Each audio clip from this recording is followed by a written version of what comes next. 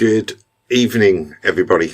I presume there's people watching because I'm already getting messages on there. So welcome, hi, to the only Subaru live chat in the world of YouTube. I'm not even sure whether there's live Q&A sessions on Facebook or whatever other social media platforms there are.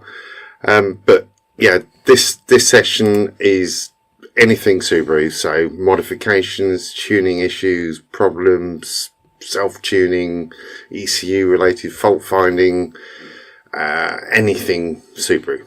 So if you got a question that you think I might be able to answer, or even you're hoping that I can't answer it, if you want it to be nasty, then yeah, pop in the questions in the comments, and I will try my very best to answer it as honestly and as clearly as I can. Normally these sessions are quite busy, and particularly busy towards the end, so if you've got a question, put a Q at the beginning of it and I'll flag it as a question, and try my very best to answer them within the normal hour that my voice lasts. It gets a bit croaky because I'm not used to talking to people. I'm used to being in a car and just talking to myself while I'm playing around on a laptop, making the car go quicker. So if you don't know me, I'm Duncan. I tune Subarus for a living, and I've been tuning them for 19 years now. So yeah, in the UK. So yeah, we got some questions on I can see already, but what's really amazing is how far this YouTube thing reaches around the world. It's crazy seeing where people are from. So if you want to say where you're from, just so everyone knows, all over the world, Canada, USA, Caribbean, South America, South Africa, Israel, Russia, New Zealand, Australia. I don't think we've had any Japanese yet, but there's always the first one. So anyway, yeah, hello everybody. Right, Omar, Florida, good afternoon. I suppose it is there, isn't it? It's probably just into the afternoon. Right, I've got a question straight off from Mel. If I bring that in. Right, Mel's got a 2002 UK STI using an Alcatec ECU, which is an aftermarket ECU that was only really marketed in the UK. Some of them have made it into Europe, but because it's locked to the original supply mapper's dongle, like a security dongle, the ECUs in Europe are pretty much useless, unless they've got the dongle with it and the lead, in which case they can tune it. But the amount of messages that I get from people that bought a second-hand ECU and Alcatec, I had one today, where they haven't got the dongle, and yeah, they can't tune it. They've had to buy another ECU. So Mel's got a 2002 STI using an Alcatec. It's also got an AEM wideband. It gives them a 0 to 5 volt output. And the question was, are you better using the output rather than the OEM Lambda? Is it as easy as switching the sensor inputs on the ECU, or is there other work needed? I can't remember what version of the firmware you've got on your ECU, Mel. Some of the later ones had switchable in the software where you could say whether it was a narrowband or a wideband. If it's the version that you can set it as the wideband, it will allow a 0 to 5 volt input. If you haven't, then it will only allow a 0 to 1 volt input. So Mel says there's signal 1 and signal 2 input on the OEM Lambda sensor, i.e. the front Lambda sensor on ECU pin out B137, pin 4 or 5. Which would you use? Weirdly, neither of those two. It actually uses the rear Lambda sensor or O2 sensor input, which if I go to the map top, I can show you on the pinouts. Right, so the rear O2 sensor input is B1357. B135, pin 7, that one there. But you'd need to check on your software whether it's allowing a narrow band or a wide band. If it's allowing a wide band, then you need to change the sensor type in the software to make it run or accept a 0 to 5 volt signal. I hope that makes sense.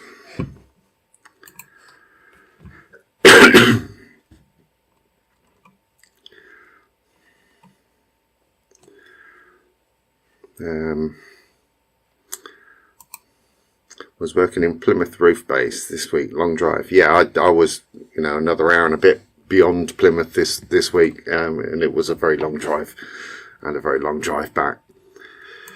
Right, how are we doing for questions? I might put my glasses on.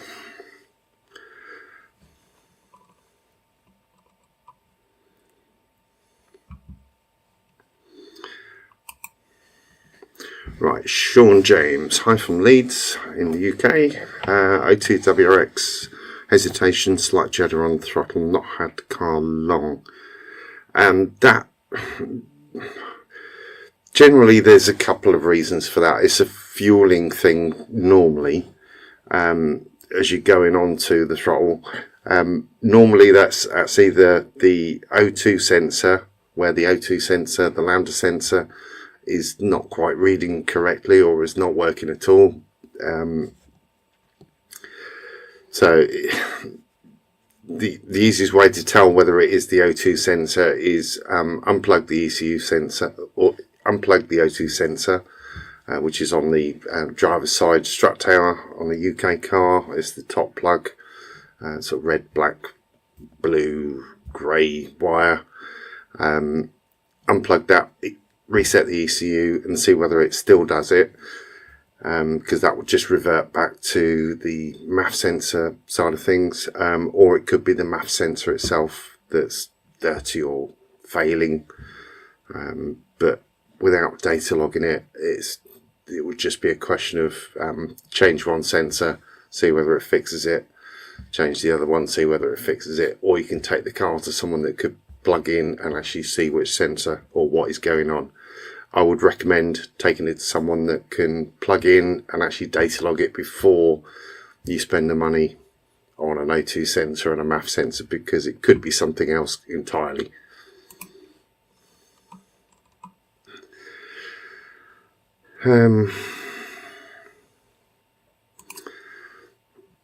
Right, dying to ask me this. Right, hi Alex. My Innovate LM2 wideband, I don't data log from that.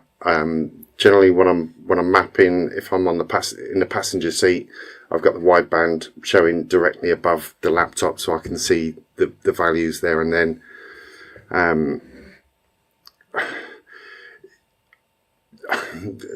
Let me explain on how I use it. I've got, pretty used to seeing exactly or knowing exactly what the revs are without actually having to look at the rev counter. So I can sort of look at the wideband, see whether it's doing what it needs to be doing, and then focusing on the other data. I've obviously got my deck cams on, so I'm hearing what the engine's doing. Not always quite so easy first time out when you're doing it for yourself, but I'm kind of used to it now. I've been doing it for a little while. It is possible to data log from that. There is a USB cable that you could run from the LM2 to your laptop, and you can set it up in ECU Edit to data log. I'm pretty sure Run Radar will data log from an LM2 as well. But that will feed the wideband data into the ECU, into the laptop, so you can actually sort of see it alongside the other data.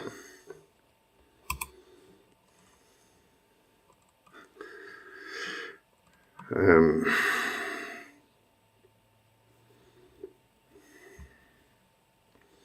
I'll come back to that.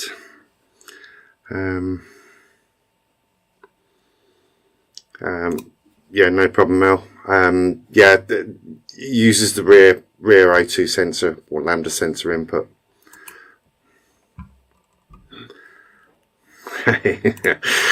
Hi Matt, how you doing, mate? How you doing? I was down your neck of the woods yesterday, so yeah, you should have popped in.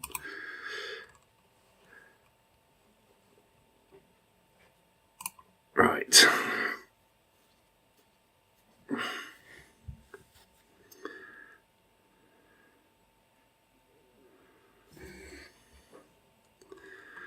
Right. Joe, blimey, Joe, crikey, I haven't spoken to you for 12, 13 years, maybe 10, 12, at least 10 years. So you still got that, blimey. Right, you want to build, go mad and get a billet engine for it, blimey. Would you recommend to make 1,000 horsepower just to say the car is capable of it? For 1,000 horsepower, you've got to be going billet block. The standard blocks just won't cope with that. I think even with a billet block, it's pushing it a lot on a Subaru. Certainly do not expect any reliability whatsoever. But yeah, it's probably the strongest block that you could get that would be capable of doing that. 235, a standard 235 or an EJ22 block, they tend to split about 750 horsepower. So to go beyond 750 on a EJ22 block running as a 235, you've got to be into like top hat liners, and then you got issues with head studs lifting at that sort of horsepower. So yeah, so it's a tricky thing to do on a Subaru to get 1,000.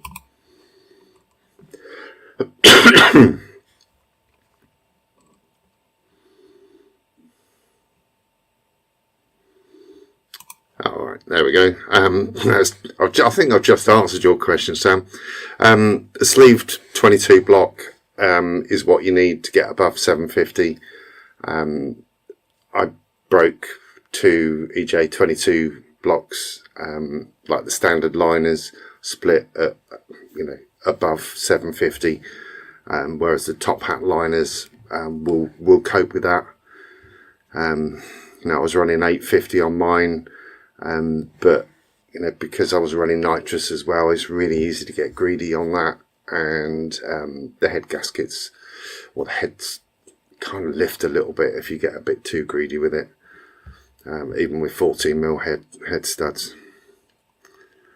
So yeah, sleeved, top hat sleeved EJ22 would be the best base.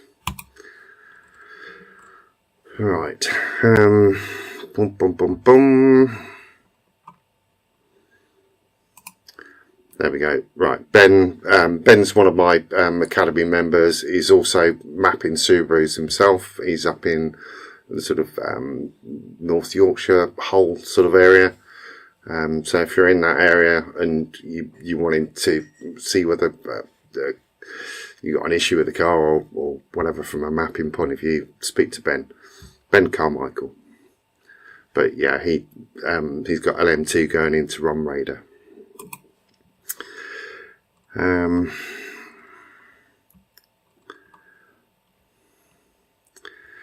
Right.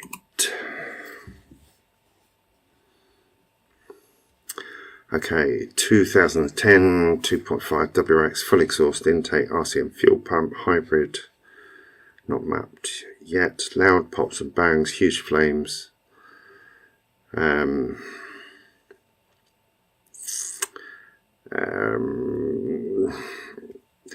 Will the remap get rid of it? It depends on the map or who's doing the map for you.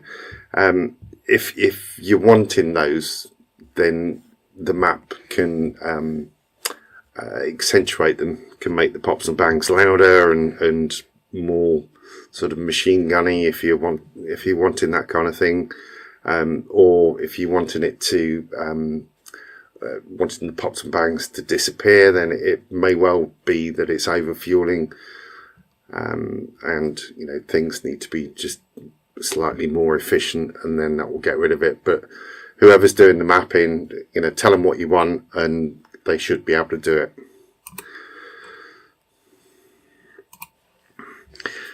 Yeah, I know Andy did it on a EG33, but that's cheating with a 6-cylinder.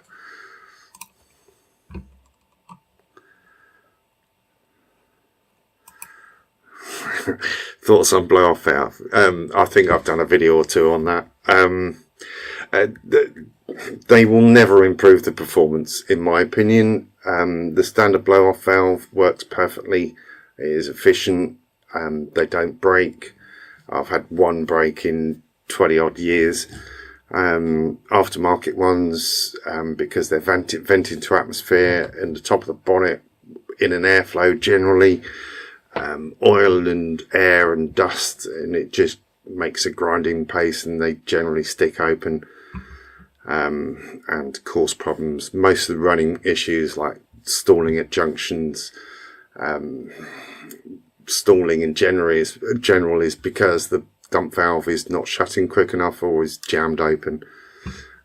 So I haven't got a good opinion of dump valves. If you wanted nice noises, then blank them off completely. There are slight downsides for that, but it's a much nicer noise than a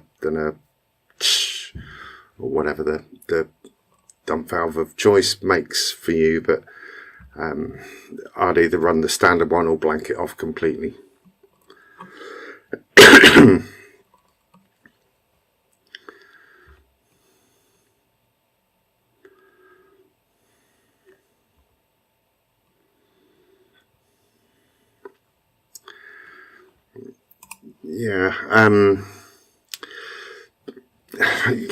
The mass-based car blow-off valve will change airflow and require tune. There is no way to tune for a blow-off valve or a dump valve on a Subaru or any car, in my opinion, because they only dump after you've let go, and it's dumping the air that's within the system. And how and what would you change in the map to actually account for the fact that the air that you've measured to go into the engine is now not in the engine or in the system? I know Heidi Fogels has been on a lot and contributes an awful lot on here, but I slightly disagree on this point, just from my experience.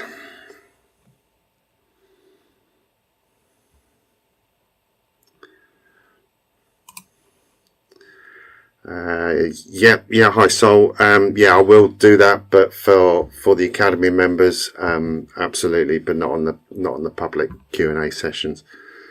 I'll go over the logs, and I'm hoping to do a log review next Monday.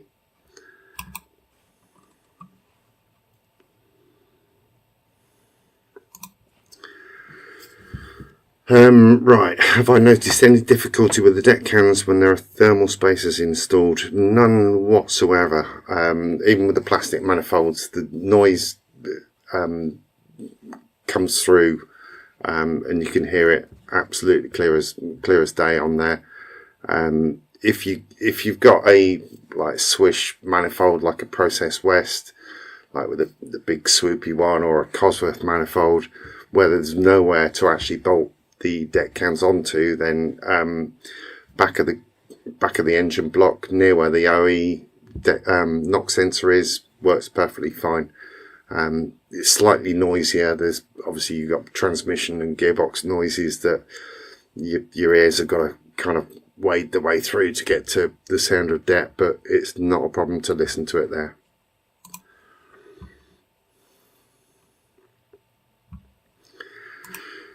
Hello from Spain. Hola. Is it possible to make a dual map with a stock ECU? Car is a Forester SF5 year 2001. Right, the SF5 is kind of a weird car. Obviously all Foresters are parts bin cars, so it's whatever Subaru got left. They make a car out of it and call it a Forester.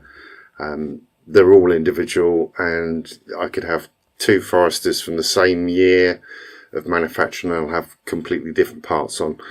The SF5 2001, it might have JECS ECU in which case it's only mappable with ECU Tech software, or it could have a Denso ECU on there, in which case you can open source tune it.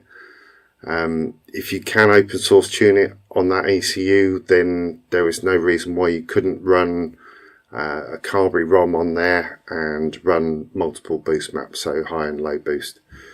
But it would depend on what ECU's in the car. The easy way to tell is if you go under the dashboard, there are the green test mode connectors. If they've got one wire going to them, then it's got a Denso ECU in there. If it's got two wires, then it's a JECS one.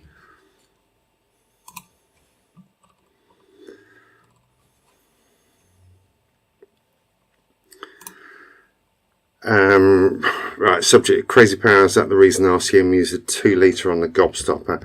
That's because they don't run head gaskets. They have gas rings in there, so they have a CNC template for the 2 litre that will basically O-ring the whole top of the block, and there's vents on those as well. So if the head gasket, if there's excess pressure in there, it will bleed out the top through a little vent hole in the top of the head. The CNC pattern work for EJ22 doesn't exist, so that's the reason why they do the 2 litre. So they have the bronze sort of anti-det rings at the top of the block, and they've got CNC cutouts in there, so they don't run a head gasket.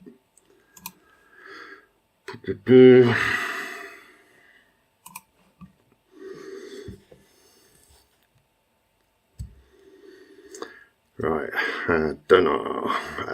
EJ257 with aftermarket forged pistons. What horsepower will it run safely? Yeah, the problem with the 257 is the block itself. There's not enough meat there. The liners are only about 5mm thick at their thinnest point, and you start going above 450 horsepower with those blocks, and eventually the pressure on the cylinders will split the liners. They split about halfway down the bore. So even in my opinion, with the closed deck insert on the top of the block, I don't think it solves that problem. I've seen a few closed deck blocks with split liners running sort of high 400s. The only way to run slightly higher horsepower than that on a 2.5 is for the problem to be solved, i.e. thicker liners, top hat liners machined and pressed into the block, or sort of pinning around the actual cylinders themselves to support them. But the closed deck insert, in my opinion, doesn't solve the problem. It makes it look pretty, but it doesn't solve the problem. If anything, it actually makes it worse, because when you insert those liners or the closed deck plates, it distorts the bores slightly, so they have to be rehoned and a bit more meat taken out of them to actually make the new pistons fit.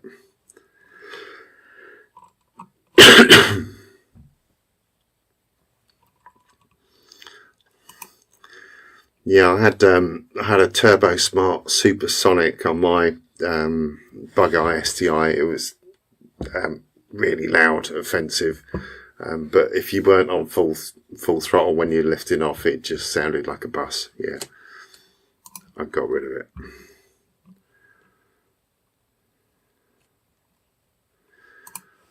Right, you want to run a Haywood and Scott 3-inch exhaust on your SG9. Can you do it with a standard cat? Yeah, they'll make an exhaust that will mate up to the standard 2.5-inch. So it has like a different adapter plate on it.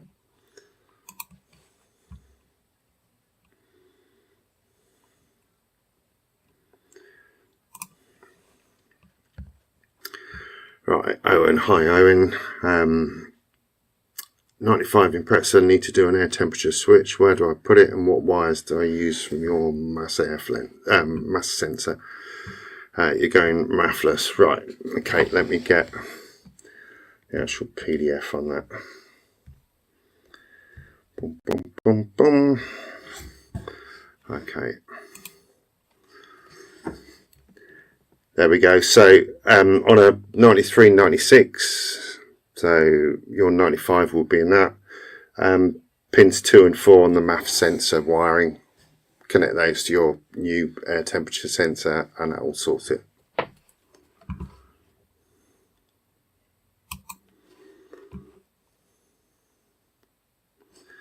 As you can see, there's different wires for all the others.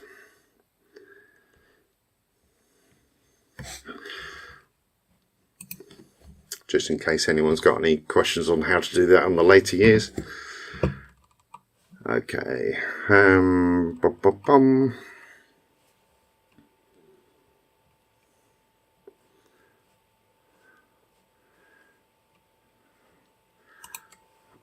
You keep asking me this, Neil.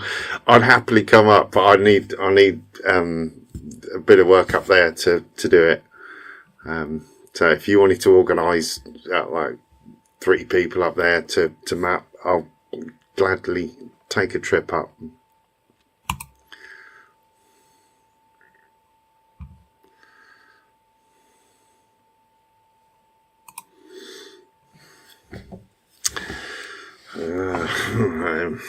I think the P25 is an awful lot of money for a used car.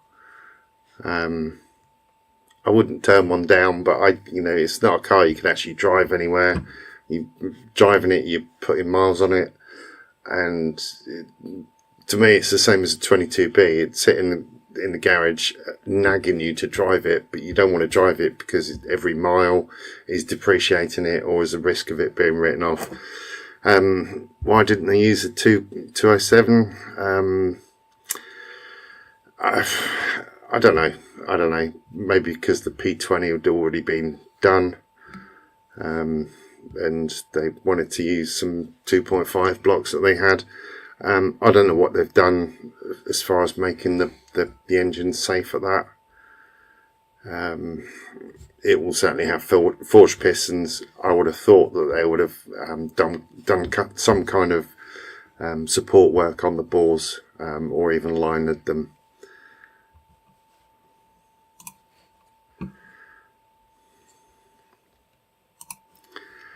High-low boost maps on SG9 STI. It is. You can do it on Ecutech or on Mert Mod, Dime Mod.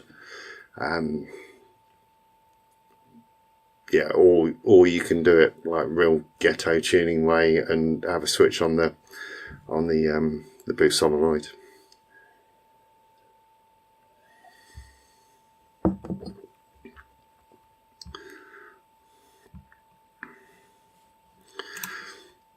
Yeah, the EJ22 pattern, I'm not sure that they'll ever do that. I was nagging them to do it sort of 10-15 years ago, and it's just never going to happen.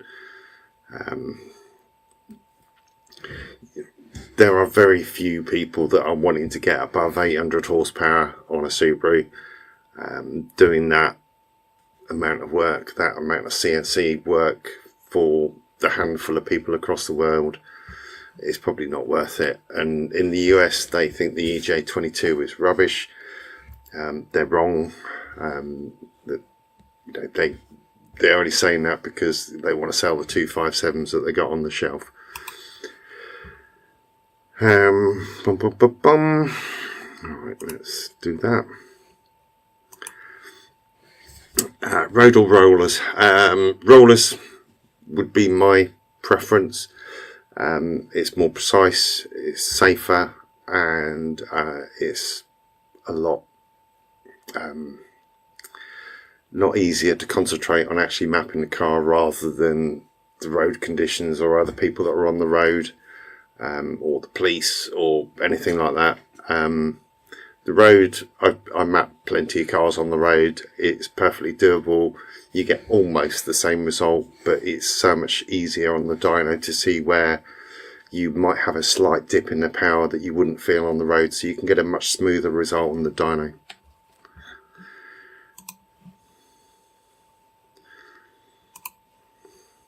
Yeah, I love the P25. You know, it created a stir in the marketplace, but they are second-hand shells that they've just dipped and repainted, and I don't know why they did certain things that they did, but for the money, it's £500,000. You know, yeah, I wouldn't.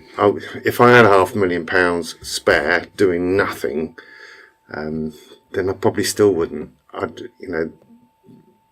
I'd buy a nice Hawkeye RAR on a S210 or a MBR edition 2017 VA. There are so many more cars that you could get for your money, that you would actually enjoy driving rather than a car that's just going to sit in a bubble.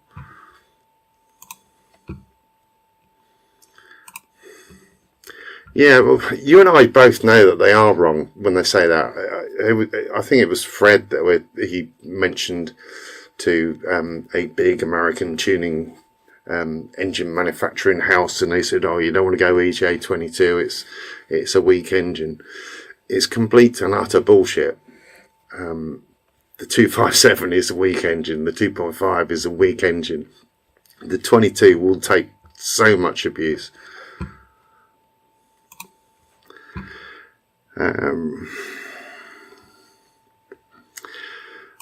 Curveball, yeah, map for miles per gallon. On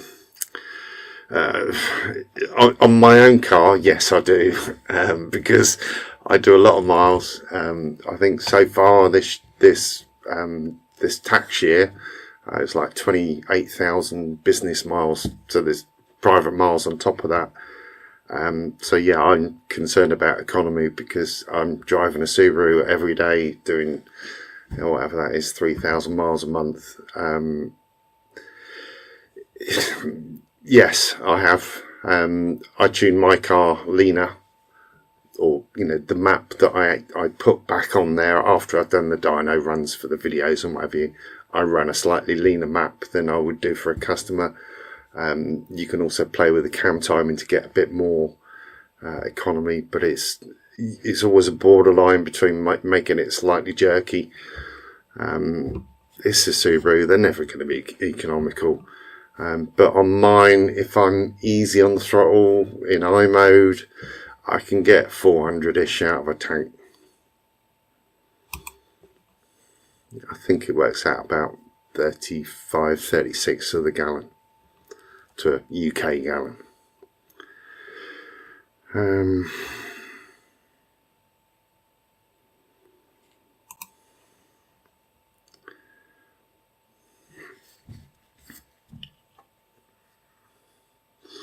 Right, what was your previous question? That was air temperature sensor. Right, okay. Best place to fit it is in the pipework just before the intercooler or the throttle body. So after it's gone through the intercooler, have the sensor so that it's coming out sideways or slightly pointing down into the pipework. You don't want to have the sensor sort of pointing upwards into the pipework, because the condensation, any condensation, will sit in the sensor and ruin it. So into the pipework, if you're running a front mount, which I guess you are if you've got a Cyvex S6 in there, have that in the front mount pipework before it goes into the throttle body, or drill and tap the intercooler and put it in, you know, the bottom end of that before it goes into the throttle. Cyvex S6 doesn't come with a standard map. So if it's from Cyvex and supplied from Cyvex, it will just have zeros. If they've given you a standard map on it, I would question whether it is actually. I know that they don't supply base maps, so whoever supplied the ECU to you should give you a map on there that will get the car started. If they haven't, drop me an email and I can team viewer in and actually get it running. Right, so you've made changes to your car turbo injectors. Will it need mapping? Yes, of course it will. Yeah, I'm sorry. If you're changing anything in the fueling, if you're changing anything that you think is going to change the power, it has to be mapped. The ECUs don't learn what to do about things. The fueling needs to be set up for whatever the injectors are, for whatever the fuel system is, for whatever the turbo is. It all needs to be set up. Otherwise, you're going to end up with a car that either runs shit or blows up. So it needs setting up.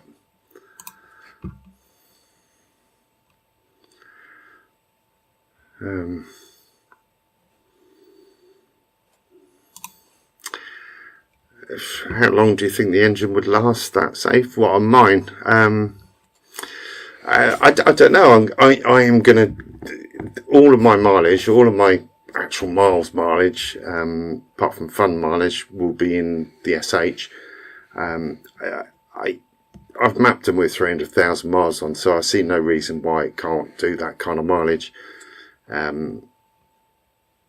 If it goes, then I'll put another crate engine in. They're really easy to build. Yeah, that's nice. Yeah, S402.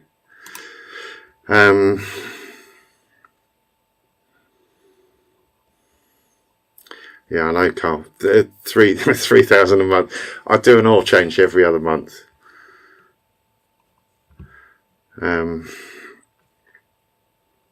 I did on that. It was 430 miles for a tank going down through France, but then I guess it is downhill. But I was really steady on the throttle. It was like 110 kilometers an hour on the motorway. Right, watching from New Zealand. O2 bug eye, closed deck forged, race everything in the receipts, 7k in a rebuild. I'll be getting compression and leak down done. Any advice? Yeah, just warm the engine up before you're doing those tests, but just make sure that they're even. Obviously, the leak down is the one that's telling you, whether the valve seats and gaps are good or whether the rings are good. But compression wise, as long as it's even across all four between sort of 130 and 170, then it's a good sign that the compression's good enough.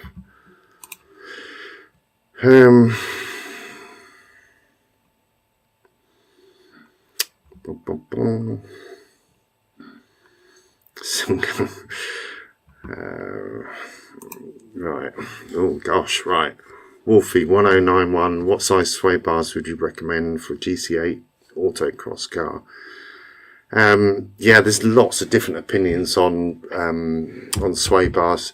I don't know whether you have looked on the White Line website, but there's a lot of advice over sway bars. If you're going to, it depends how serious you are about the competition side of things. The ideal thing would be to run as thin a sway bar as possible, because the sway bars actually reduce grip. I'm not going to go into it because it kind of fries my mind as to how that works, but there is a detailed explanation on the White Line website as to why that is the case. But if you can make some kind of adjustment to the inner pickup points on the suspension, there are adjustable subframes where you can lower that inner, raise the inner pickup point for the suspension.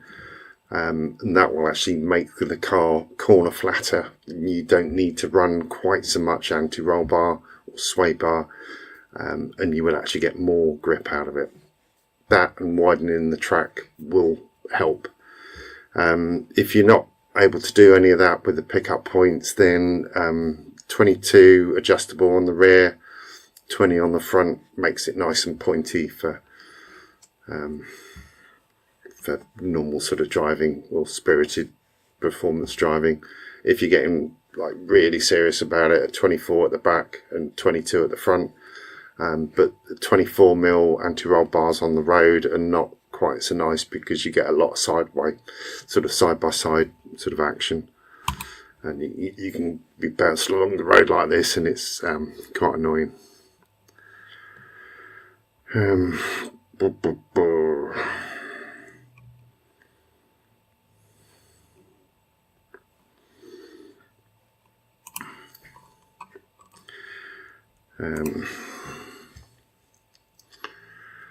Thoughts on max low RPM torque.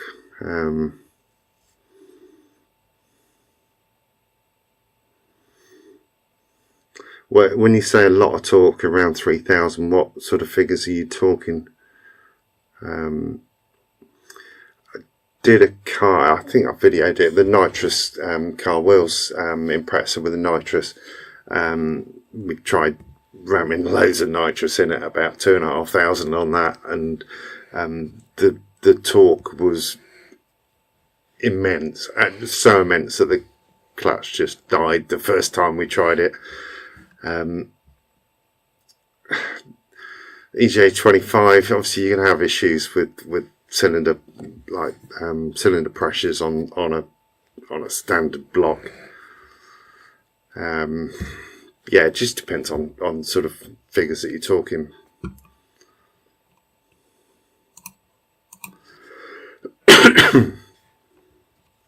Okay, so it's a sleeved block. Yeah, it depends on the figures that you're talking about. No, I was running on on the EJ22 I was running 750 pounds per foot of torque, so whatever that is, 1,000 newton meters of torque. The block coped with that quite well. The seat mounts less well, but on a 2.5 I think it was around the 650 pounds per foot was where I got to at the end before I gave up the 2.5.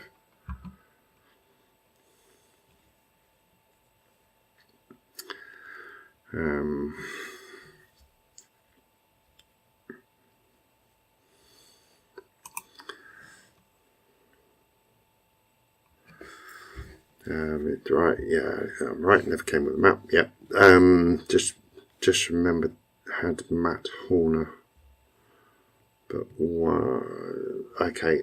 Started for 2 minutes, but won't start now. Thanks anyway. Probably found the plugs. Get the plugs out. If it was a guesty map, then chances are the start-up enrichment and the warm-up enrichment are way out, and it's just failed the plug. So if you get the plugs out, new set of plugs in there, like PFR 7Bs, if it's 2 litre, then it will give you a good chance of starting.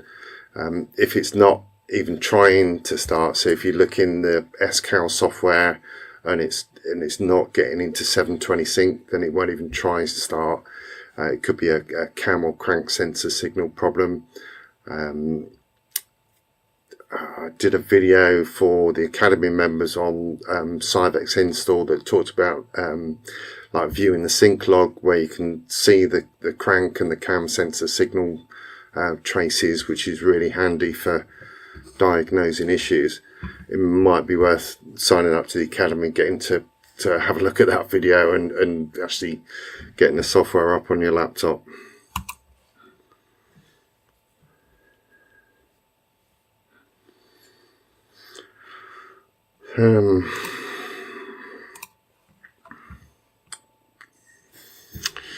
Right, silent, Clive. Having vibrations at around 70 mile an hour plus in an 03 WRX STI. Any ideas what it could be? Had wheels balanced and checked. Could be wheel bearing. I've had issues where an actual wheel is buckled as well, where that's not picking up on a balancing machine, but it is picking it up when you're actually out and about on the road. Or it could be a tyre that's misshapen. Also had an issue with a like a judder on the steering at that sort of speed when the track rod end was going, and that caused an issue similar to that. Also had issues where the spokes on the like the STI alloys just split all the way through. Quite scary, but yeah, it could be a lot of things, to be honest, but go through that list.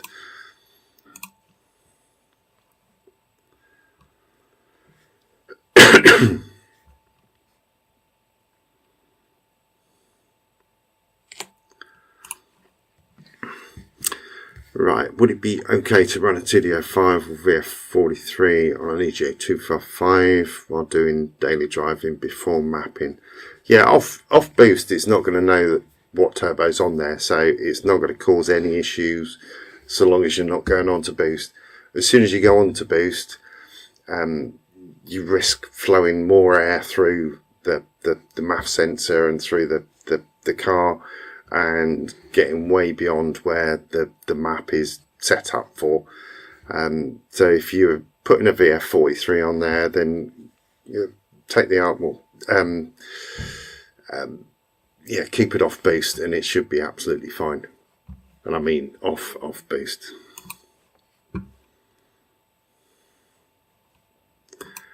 Yeah, good shout, Neil. Yeah, UJ joints on prop shaft.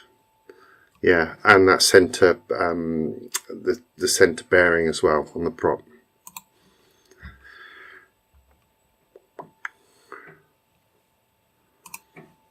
Would it make the engine run bad or just not make any power over standard?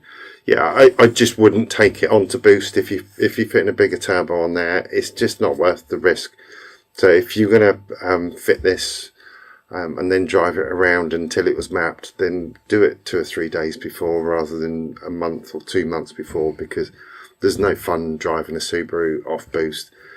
It gets really frustrating. Any further news on the Tiny Dash? Not yet, I'm afraid, Neil. The developers at Cyvex have been sort of occupied on another project at the moment. Hopefully that will be coming to an end in the next week or so, so I'll be able to shift it along. Right.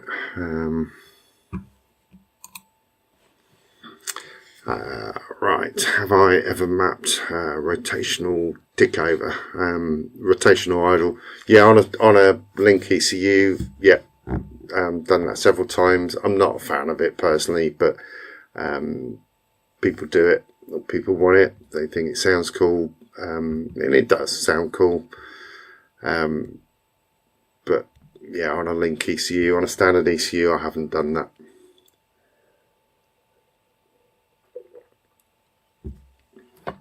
Right, any more questions? How are we doing time wise?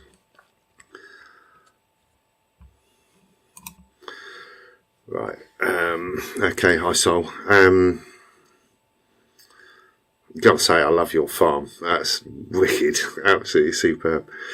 Right, update on the logs. Wanted to go VF39 on the bug eye. What should I be looking out for? It's just the normal things when you're tuning it. So making sure that the air fuel ratio is right. So get the wideband in there, monitor that, get that safe, get the ignition safe before you start building up the boost. And just go through it gradually and just build it up gradually from a safe base rather than going, oh yeah, let's give it 1.5 bar of boost or whatever. But build it up gradually, get the deck cans on there as well, and and it'll be straightforward. But the bigger turbos are actually easier to control than the smaller ones.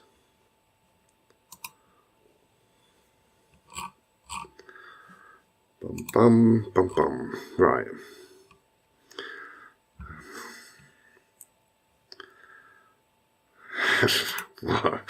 Getting a bizarre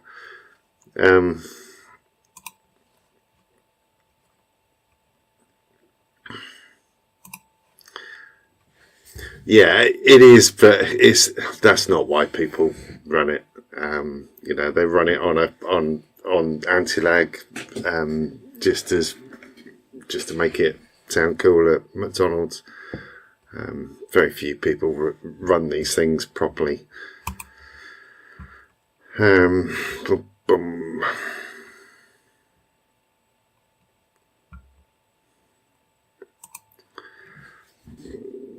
How much horsepower? EJ207 closed deck. Reliable is such a difficult word to define. If it's mapped nice and safely, good fueling, debt free, then engines will take a lot of horsepower. But the higher you get up in the horsepower, the chances of something going slightly out of kilter by a little bit, and it could be really destructive. A standard 207 block, or short engine, crank, rods, pistons, will take 450 quite easily. 500, 550, 640 is the most that I've run through one of those. But reliable, there's not a lot of margin for error at those sort of horsepower figures.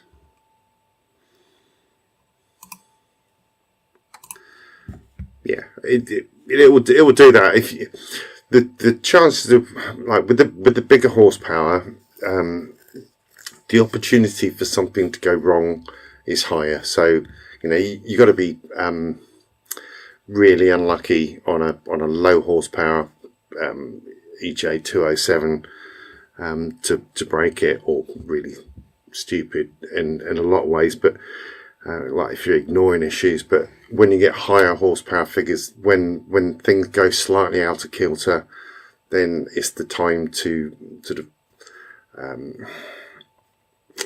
monitor things closely. So at 500 horsepower, if you're not doing that day in, day out, full throttle everywhere, then you'll be fine. Which I'm guess, Carl didn't for 40,000 miles. He wouldn't do 40,000 miles flat out.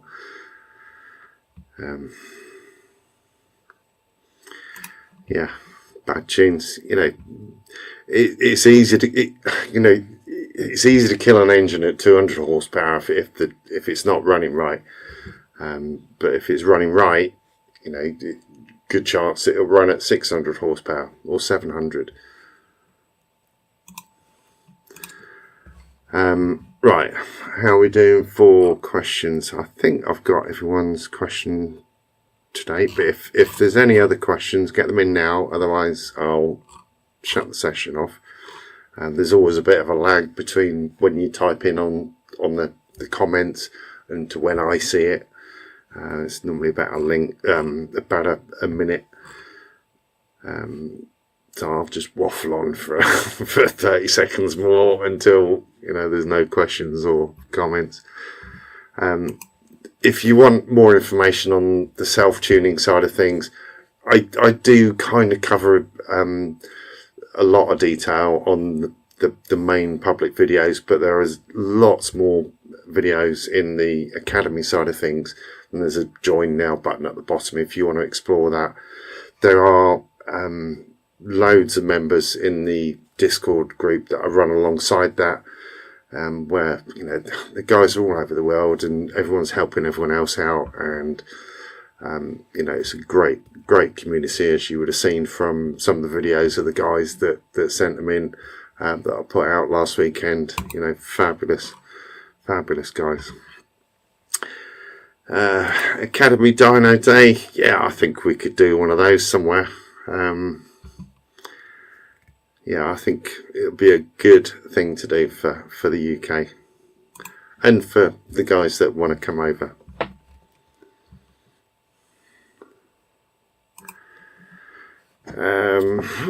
Horsepower level, do you think camshaft becomes a worthwhile upgrade? The standard cams on EJ257, so a Hawk STI, will get you to 500, 550.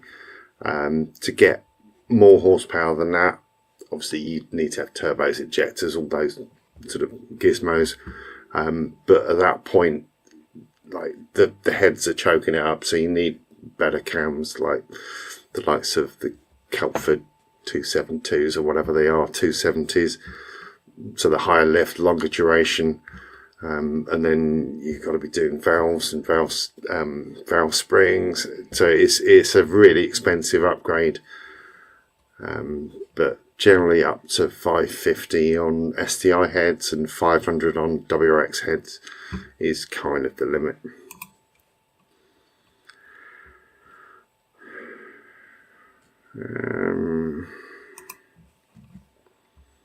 Okay, put induction pipe back on, but instead of hunting it's losing boost at 4K now. If the induction pipe is soft silicon, then it may be sucking shut. Easy to see on a dyno because you just look down and see it. On the road, not quite so easy to see whether it's sucking shut, but if it kind of goes, then it literally sucks shut and boost goes down to 0.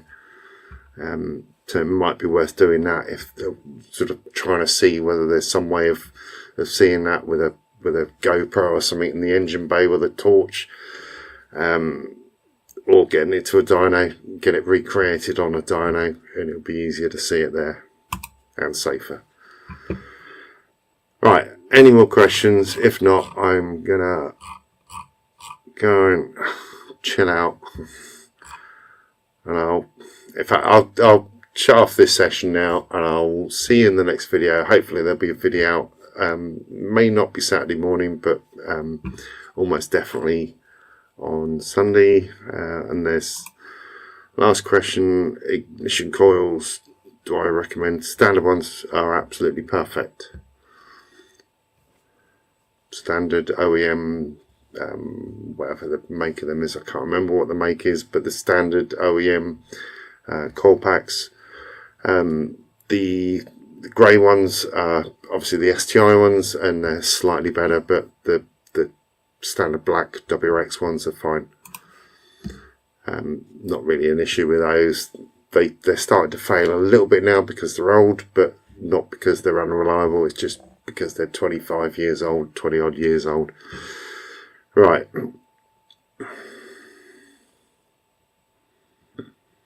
Oh.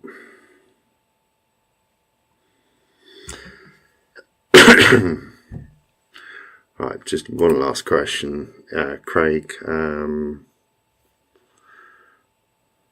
it was called Ben, forging the engine. Do you need it? If you're running it in off boost, then it should be absolutely fine unless you're changing a lot of the fuel system. But if you're changing a lot of the fuel system, then it will need things. Yeah, you'll need the map changing for it. But if you got the same injectors and the same turbo, those sort of things, then it'd be okay to just do some running in miles. Join the turbo to the actuator so you got almost 0 boost, and then you should be fine for just getting some miles in and then getting it to mapping. Right, I'm off, and yeah, I'll see you in the next video. Cheers.